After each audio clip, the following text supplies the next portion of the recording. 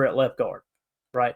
So you removed a And full. then Big E was like, I'm going to Atlanta for a little bit. I'm going to hit the club. So he moves to center. That fills that, if you want to call it a void from Josh Myers leaving, right? So you basically you fill two starting spots. I feel like you upgraded. You upgraded by Elton Jenkins going to center. He's going to be a better center than Josh Myers was. There's no doubt in my mind. Okay. Yep. And Aaron Banks kind of takes his spot. So really the comp becomes who was better, Aaron Banks or Josh Myers. Aaron Banks was the better offensive line. What, did he give up 1 sack, I think they said last year, something crazy like that. And again, the PFF grade looks low, and that's why you've got to look at everything, man. You can't just strictly go off of PFF. When you got someone who's given up minimal, I think it was 1 sack. It might have been 3, or maybe Rasheed Walker gave 3 sacks up. Nonetheless, that was one of the strengths, was like, hey, this guy's a good pass blocker. And then you turn on the tape for Aaron Banks, and you see him getting 15, 20, 25 yards down the field making blocks and being able to hit those reach blocks. It's huge. So you're marrying up what you're seeing in pass blocking with run blocking, and you got to kind of look and go, okay, where's the outlier? The one thing that doesn't really fit in is the PFF grade. It doesn't really line up with what the tape's showing. So again, they're humans over there too. They're going to make mistakes. That's why we say we use PFF, but it's not the gospel. So I really like that they filled those 2 starting roles. Now what's left? You basically got right guard, and if anybody else is going to win another job, they got to take it from Rasheed Walker at left tackle. So the competition is just through the roof. That's just one example of how Goody has really had some. Yeah, think of that ripple effect that, like you said, the bank signing had on that whole line. So you solidified center, left guard, right? So right guard is going to be a fun battle, trying to determine who that right guard is going to be, right? We're thinking it could be, we could have, Sean Ryan win that spot, perhaps. Jordan Morgan could be plugged in over at right guard. Yeah, I mean, you got Donovan Jennings, young players behind that are trying to win a role there, So I think it makes it interesting. I think the bank signing we're going to look back on that as one of the better moves that Goody had as far as free agents were concerned. I think Nate Hobbs was a great signing too, don't get me wrong. But I think that Banks is going to have a huge impact on that O-line. Yeah, and when you look at the cornerback room, since we were just talking Michael Robinson, and we kind of talk about competition, right? Positional battles, things like that in camp. You got Jair Alexander as of right now, right? You got Jair Alexander on one side. You got Keyshawn Nixon on the other. This is our lads' projection. They're usually pretty good at this stuff, but this ain't gospel either. Nate Hobbs might end up playing outside, Keyshawn inside. Heck, Keyshawn might not start, and they put Javon Bullard in the slot. Who knows, right? That's what the camp battles are going to be all about. So Jair, if he's on the roster, I think we would all agree he's locked into his spot. No worries, right? Nate Hobbs is going to start because of the money they paid him. There's no 2 ways about that. It would take a lot for Nate Hobbs to lose a starting cornerback job. Now, will he play outside or inside? I think that Hafley's probably going to kind of watch them in camp, right? Watch them in practice and go over the tape and say, okay, where is Keyshawn more comfortable, or where is Nate Hobbs more comfortable? Is it the nickel? Is it outside? Now, it's so interesting with those 2 guys, right? Because Keyshawn played pretty well on the boundary last year, I think, by a lot of standards. I don't know about you, but I thought he played better than I thought he was going to when moving out of the slot like that. And then Hobbs is another one of those guys, right? He's a slot guy, but could probably play boundary if we need him to. So you got 2 kind of tweeners, right? What do you do with those guys? Right, exactly. So when you look at that first wave there, now you go Carrington Valentine. I know I'm probably in the minority with this, but I personally think Carrington Valentine is a better cornerback than Keyshawn Nixon. That's just me. Based off of the tape from last year and everything we've seen. You guys know, 2023, I was not saying that, right? I thought Carrington Valentine, like, this looks like a miss. He just looked lost out there, right? Well, in the minimal snaps that he got. Now, this past year, I felt like as an outside corner, Carrington Valentine is better than Keyshawn Nixon. And Keyshawn Nixon, like you said, Tim, I completely agree. He played better on the outside than he did in the slot. Yep. So when you look at Carrington, me personally, I would look to give Carrington Valentine an opportunity to win that third cornerback role. And if he proves, let's say he takes a step forward, right? And he comes out this year, Tim, and they're like, we cannot keep Carrington Valentine on the bench. We got to play him outside. Now you kick Nate Hobbs into the slot, right? Yep. Now, again, if Jair Alexander isn't on the team, and I think everybody is really leaning towards he's going to be on the team, and that's great news. If he wasn't on the team, then this would kind of play itself out, right? Like Carrington Valentine would start at left corner. You'd have Keyshawn or Nate Hobbs at right corner, and the other being in the slot. So the fact that he's back, Jair's back, now you look at that next level, right? And you look at Javon Bullard, it kind of feels like Javon Bullard is going to go back to safety. That's what it feels like. And that bothers me a little bit because you see they've got Evan Williams starting as a safety here. That's the way I think it should be.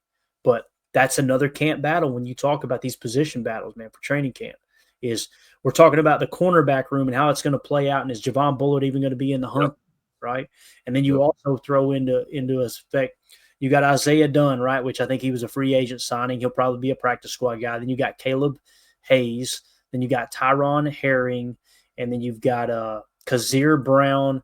And then at the nickel, you got Kamal Haddon. Me personally, I think you're going to carry 5 to 6 corners. It'd be Ja, Keyshawn Nixon, Nate Hobbs, Carrington Valentine, Micah Robinson, or Kalen King. Those are your 6. Your 5. I would agree.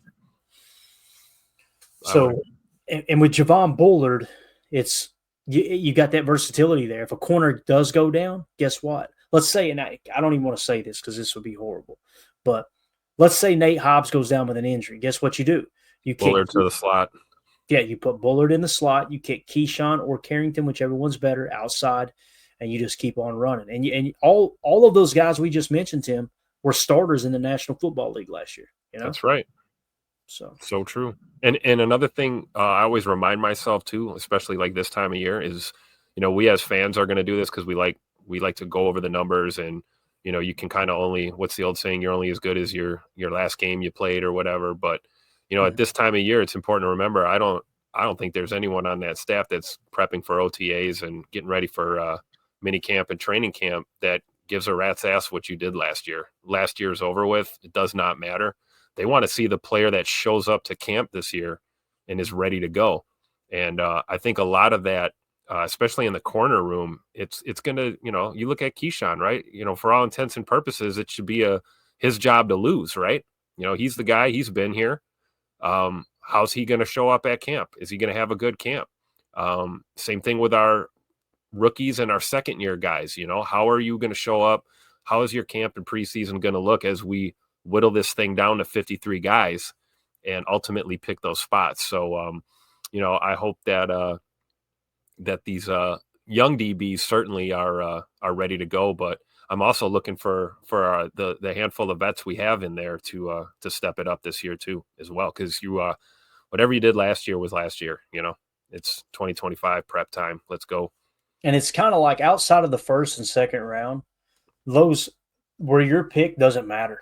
It really doesn't. Like in terms of draft choices. Yep. You can go out there and win that job like you're a first round pick. Now, I'm not going to put my head in the sand and go, okay, if you're a first rounder, they're not going to try to force you to start. I mean, we've seen it with Josh Myers with a second round pick.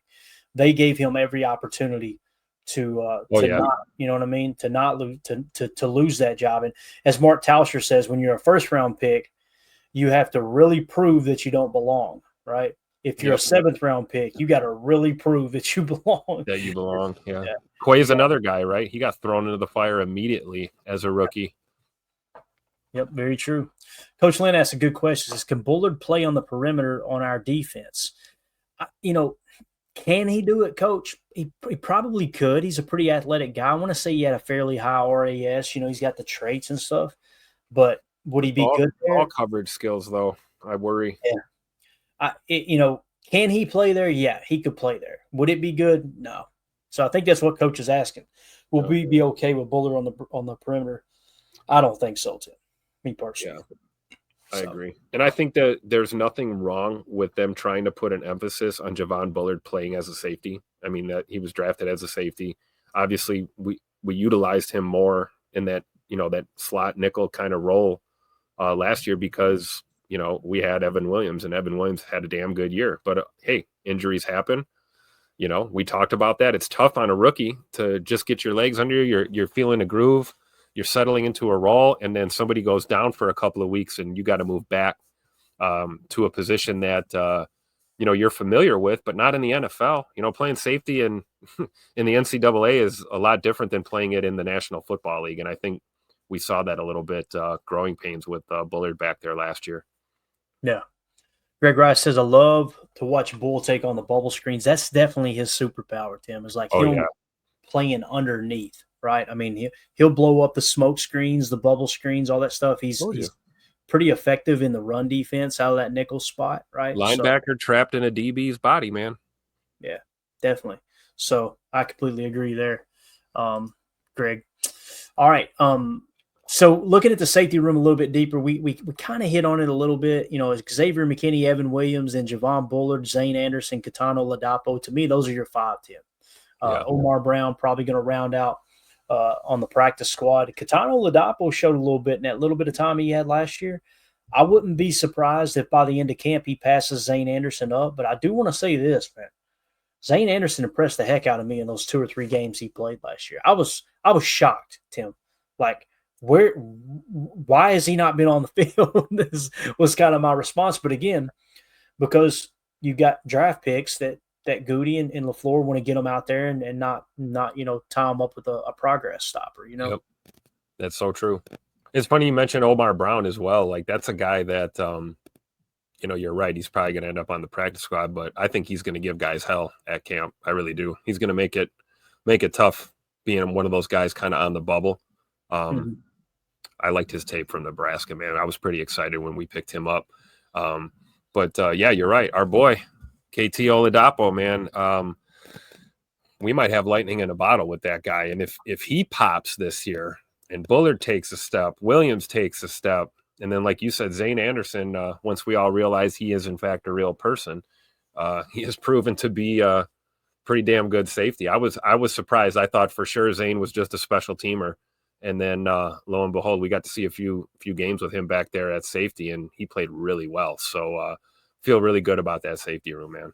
It's going to be I don't think it'll be as straightforward and easy for them to pick their 5 as it may seem on the surface. And we all know how camp goes, right? It never ends the way it starts. Sometimes guys have hiccups during camp, and someone else has got to step up. So I'm excited for the back end of that safety room, though, both Oladapo and Brown. Even if Brown just ultimately ends up on the taxi squad. Brent in Indiana says, man, all those first round picks in the front 7 is wild. It does look excessive, Brent, but we always talk about, you want to find out what's important to people. Look at their calendar and look at their checkbook. You want to find out what positions are important to general managers. Look at where they draft positions and how much they pay them, right? Rashawn Gary obviously got a big contract and a first-round pick, right? Kenny Clark, first-round pick. Devontae Wyatt, first-round pick. Lucas Van Ness, first-round pick. Yep. And that's not a coincidence, Right. That's why we talk about building a team. This is how you do it in a draft. It takes years of putting those pieces on the chessboard and getting them all lined up, right? Yeah. I'm still amazed, man, at hearing people on sports talk radio there in Wisconsin talking like the pass rushers are bad. And I'm like, I don't get it, man. Like you literally were, I feel like I talk about this every show, but we talk about the fact that a lot of people that watch the game think that you're supposed to blitz the quarterback every single down. It's true. You're supposed to get home every single down. And why are we not? Why is the pass rush not? They don't understand the nuance of what that entire line as a unit is trying to achieve, Yeah, and again, 8th in the league in sacks. Well, okay, so it's amazing how we would talk about the pressure rate in 23, and it was they got to finish. Okay, they finished 8th in sacks. Well, exclude the Tennessee game. It's like, my God, why? Yeah. Why was that not one of the 17 games that we played last year? Take away their best game. Okay, got it. Cool. And then you look at the run stop rate and how Rashawn Gary just dominated the run game. And it was so much fun to watch. But again, what Brent's saying there with the first round picks in the front 7 is wild. It's because that's what's most important. That's what it really comes down to. That's what's most important is Goody sees we call them tier one positions of importance on the show for that very reason. And I understand not most people, but some people would probably disagree. But edge defender and defensive tackle are the most important positions on a football field on defense, in my opinion. Second most important, mock linebacker and post safety, which is free safety, center field safety, right? What did we do this last year? What did Goody attack?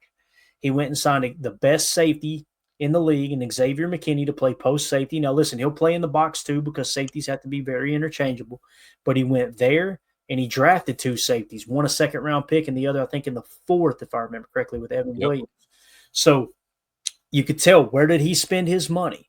He spent it on post safety. And then what did he do? He went out and drafted Edgerrin Cooper with a second round pick. Now, whether he plays mock or will in the nickel 4-2-5, that's literally from down to down. Like, one play he may be covering the seam as a mock. The next play he might be firing as a will or just playing underneath in a curl flat responsibility. It just depends on the call. It depends on the matchup that week. It depends on what team you're playing, all the tendencies of the opposing team, all of that stuff, So when I look at the mock backer, they spent a first-round pick on Quay. They spent a second-round pick on Edgerrin Cooper. So, again, you kind of neglect cornerback a little bit. Right? There you go. I love it. You kind of neglect cornerback just a touch. And it's most people, there I am saying most again, some people say cornerback's the most important position on defense. I could not disagree more, man.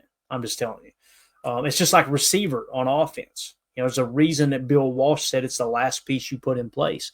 And I'll say this, Tim, the fact that you went out and spent a first-round pick for the first time since 2002 on Matthew Golden, and your roster got a little bit older, signing Aaron Banks and Nate Hobbs, I think Goody thinks that window's open. You re-sign Brandon McManus, right, and continue to stabilize and solidify that kicker position. Kind of feels like everything's in place that, all right, the window is open. The window is definitely open. I feel like we've got somewhere between 2 to 5 years to try to get a Lombardi back in Green Bay. That's what it really feels like here. And we're closer, I believe, going into this year with the pieces that we have. Then we definitely took another step forward, I think.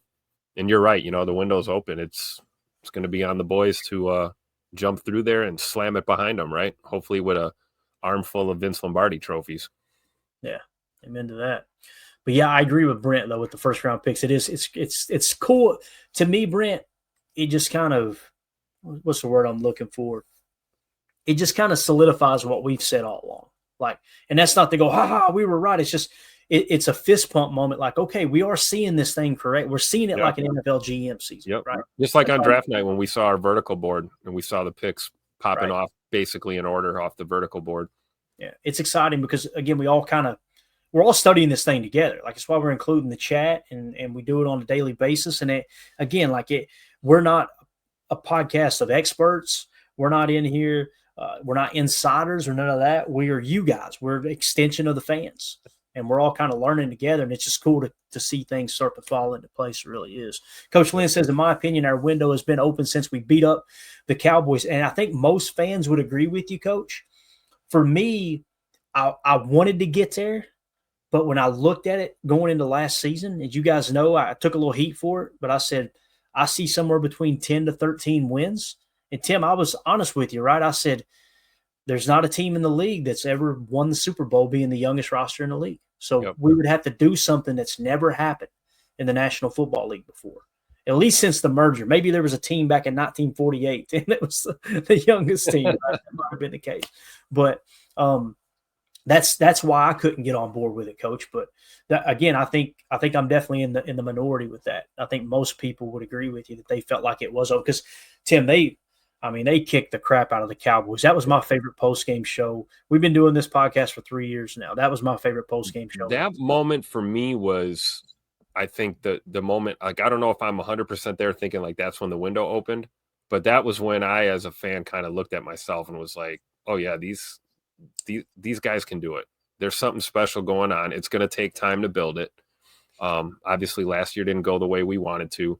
But all in all, that is kind of a galvanizing moment, if you will, for that young Packers team to go down to Jerry World there and just absolutely kicked the dog crap out of the Cowboys in their own building. Yeah, here we go. How many times did we play that sound? And I always think too, like in that win, man, you can just kind of roll back your own, mental highlight reel of that game. There were so many players that contributed to that win. I mean, that ball was spread around. We had great play from our defense. Dallas couldn't do anything. They just could not move the football. And that's how you win championships in the NFL. You have to have a smothering, choke the life out of you defense, and then you need a high octane, high powered, push the ball down the field offense. And the Packers did that against Dallas that year for sure. So I think you're right, Clayton. I think we're closer than we were 2 years ago, and I think we're closer than we were, last year with the pieces we have in place. So we'll see what this final 53 looks like here in a couple of months, right? Yeah, and you got to protect the football. That's the big thing. To me, that was the biggest thorn in our side last year. And again, why did we not protect the football? Jordan Love was battling 3 different injuries. He couldn't scramble the way that he did the year before. When he did scramble, you could tell that he wasn't comfortable throwing off his scramble side. Yep. It's like he couldn't drive that throw early in the season as well. I felt like toward the end of the season it got a little bit better, but when you lose the turnover differential, guys, you lose the game. That's just the reality. It's so rare that you lose the turnover differential and still somehow win the game. To me, that's the biggest thing here. H.E. Solder makes a great point. He says a Christian Watson injury could hurt the Packers out of the gate. I think it would definitely hurt the Packers out of the gate, Solder. The question is, how quick can Matthew Golden get acclimated to this offense, right? And Savion Williams. Here's the other thing, too. I do not want it to play out this way, but I'm going to mention it because it happens all the time. I know what you're going to say because I was thinking the same thing. Go ahead. When you take 2 swings at a position, right? Think about the safety room last year. We were crazy about Javon Bullard. Like, Tim, you remember Jacob brought it to our attention. We were like, oh, and we turned on the tape. We did a chalked up. Like, oh, this dude's the truth. Like, this is the real dude. And then when they drafted Evan Williams, it was like, okay, yeah, I see it in the run game, but where's his pass coverage? You're not seeing any clips of him in pass coverage. You're not seeing him dominate there. Now, people said the year before he did good at another school before he went to Oregon, I believe it was, right? So they took 2 swings. Who ended up being the better safety? It was Evan Williams. Evan Williams, right. Ended up being the 4th-round pick as opposed to 2nd-round pick. So we should not be shocked if the golden child is, in fact, not the number 1 dude out of these 2, because I feel the same way, Clayton. I got this sneaking feeling that Savion Williams is going to be an absolute monster in this offense. Yeah. And that's okay. And not everyone develops the same way, right? Not every rookie can come in and just, be a boss baller in the NFL right away. It's rare. I mean, we saw it a little bit with Cooper last year. Once Coop got his legs under him, that guy was a menace as a rookie. But no, I think there's just as much chance that Savion Williams becomes that dude right away as a rookie, which can help us, like Soder was saying, kind of get over the hump with, Scoot being out for that first, chunk of the season. It ain't how you start, it's how you finish, but everyone wants to get off to a good start, man. So, and then, hey, what if Golden pops too? That'd be a good problem to have. And all of a sudden, our draft pick receivers just pop their rookie year. Oh, I'd love it.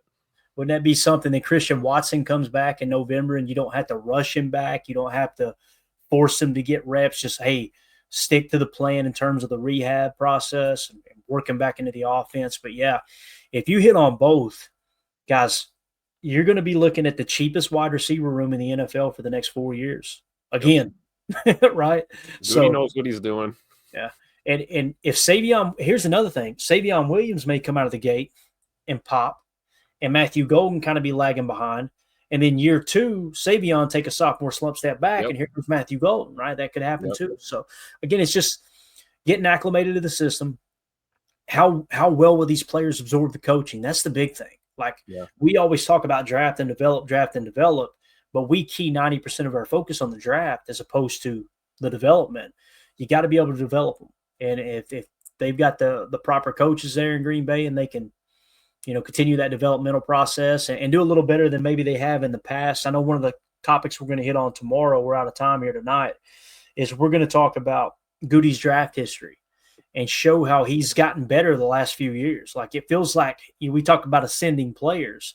It feels like Goody's ascending right now. And if you guys want to check out the article, we've already got it written over. It's just Brian Gutekunst's draft success. It's over on Patreon. Just go to patreon.com/Packer Fan Total Access or scan the QR code in the upper right and join that community over there. It's the best way to support the channel here. So that being said, Tim, you got anything else, man? This was fun. This was a lot of fun here. No, that's pretty much it. I think it was a good show. We got to hit the Baron Sorrell yes talk as well, right? Yeah, and I've got I got to put together our boy. I think I've already got it put together as well. Colin Oliver, he's a fun watch, man. Yeah. You talking about, you know what he makes me think of? It's the first thing that came to mind. Where people go, "Oh, here comes the player comp." No, this is going to sound way sillier than a player comp. Watching him play, Tim, he's like a damn Tasmanian devil. He's just like he's reckless, but he's never on the ground. If that makes sense. Some guys you see him like. Tell you somebody who's really bad about that, Devontae Wyatt, right? He'll play a little reckless and wash his own guys out of the play. He'll take his fellow defensive tackle out of the play, all that, right? But he's a good pass rusher, don't get me wrong. But Colin Oliver, watching him rush the quarterback and doing it from kind of a hybrid role as a stack backer position at times, man, I was just like, this dude looks out of control, but he's never on the ground and he's always around the quarterback. He's a lot of fun to watch. But Baron Sorrell, the thing I've noticed the most, he's a grown-ass man for a rookie. Like this dude, yeah, he is thicker than a bowl of oatmeal. I mean, I'm really excited to get into that Choctaw. So we'll hit that tomorrow as well. So thick. All right, Coach. Exactly. That's it, guys. Appreciate y'all hanging out with us. If you would, hit that like button on the way out. Feel free to sub to the channel if this is your first time hanging out. And we will be back tomorrow, 7 p.m. Central. We're going to talk Goody's draft history, and we're going to hit a Baron Sorrell chalk